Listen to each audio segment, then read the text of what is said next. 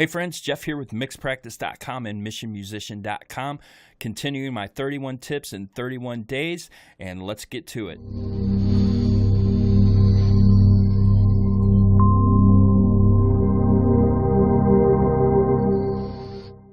All right, so today I want to talk about EQ and specifically boosting versus cutting, and not necessarily versus, but just my mindset when I think about boosting and cutting on an EQ. All right, so there's no right or wrong way to do it. There's just things that you have to think about. For example, when you boost an EQ, you are adding gain to the signal.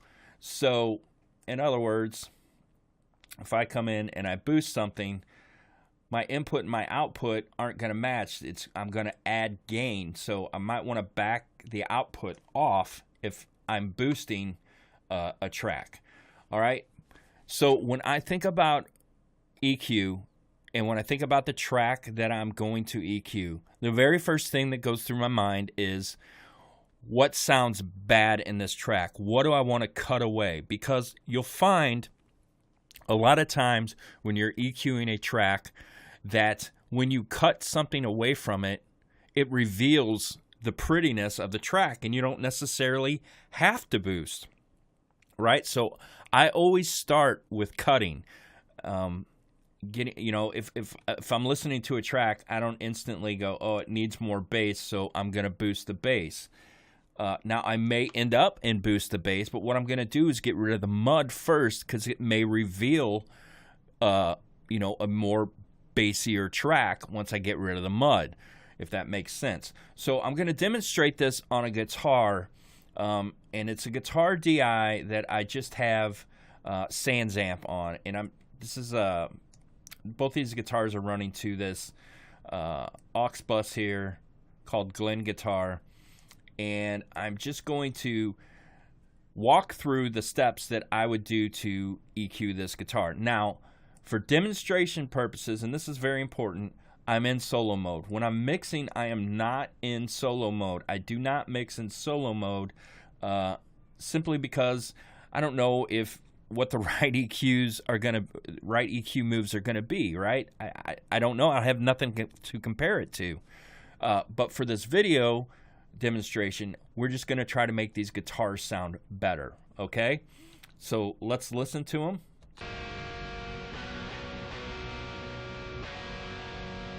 All right, so when I hear them, I think there's too much rumble in the low end, quite a bit of rumble in the low end, as a matter of fact, and there's too much fizz in the high end. So that's where I'm going to start. All right, so let's do that.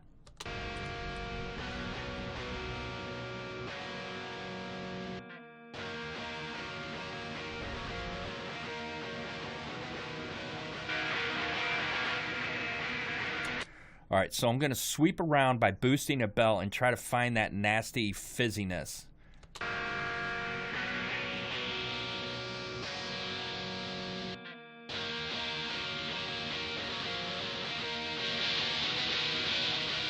See, nothing really sounds good up there. So I'm going to bring it down till I feel like it's enough. Till it's gone enough for me, if that makes sense. So here we go.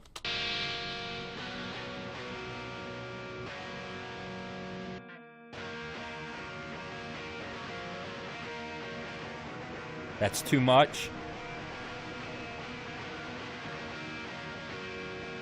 All right, so that feels pretty good. I also feel like there's some kind of boxiness in here, so let's try to find that.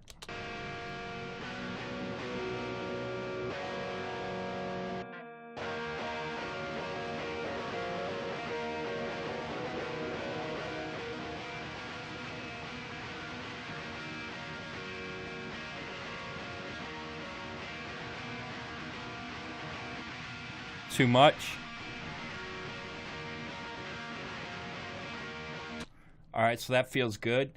All right, and I also feel like there's still some high-end information up there, so I'm going to use a low-pass filter and roll it down until the guitar starts sounding a little bit darker.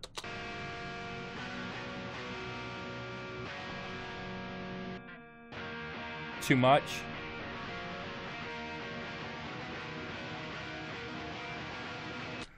All right, so that sounds better to me, but now what I feel like it's missing is some bite to it. So I'm going to use this EQ band to try to add a little more bite in.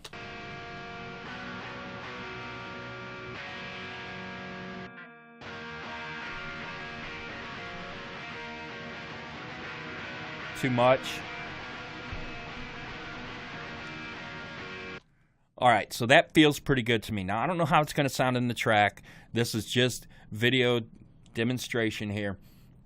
Let's bypass it and bring in our EQ and see if we made the guitar sound better.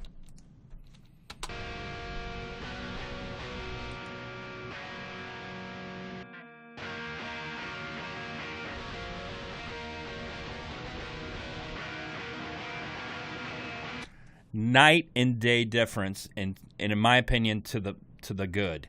I think it's more defined and cleaner. Okay, so that is how I think of EQ boosting and cutting. Hope you enjoyed this tip.